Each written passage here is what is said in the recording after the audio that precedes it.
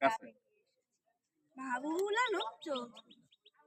এখানে যারা প্রাণ দিয়েছে রমনার ঊর্ধ্বমুখী কৃষ্ণচূড়ার তলায়, যেখানে আগুনের ফুলকির মতো এখানে ওখানে জ্বলছে অসংখ্য রক্তের ছাপ, সেখানে আমি কাঁদতে আসি। আজ আমি শোকে বিহুল নই, আজ আমি ক্রোধে উন্মত্ত নই, আজ আমি প্রতিজ্ঞায় অবিচল।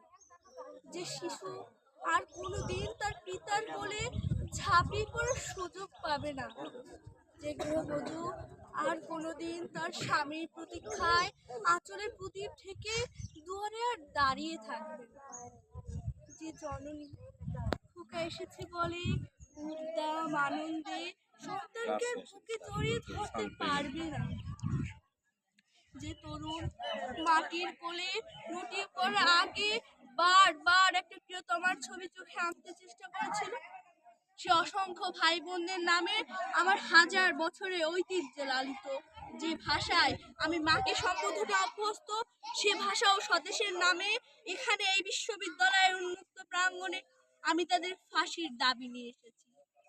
ওরা 40 জন কিংবা আরো বেশি, কিন্তু যারা প্রাণ দিয়েছে রমনার রৌদ্রদগ্ধ কৃষ্ণচূড়া গাছের তলায়, যারা প্রাণ দিয়েছে ভাষার জন্য, মাতৃভাষার জন্য, বাংলার জন্য, যারা প্রাণ দিয়েছেন বাংলাদেশের মহান সাংস্কৃতিক মর্যাদা রক্ষার জন্য, আলাওলের ঐতিহ্য, রবীন্দ্রনাথ, কায়কোবাদ, নজরুলের সাহিত্য ও কবিতার জন্য।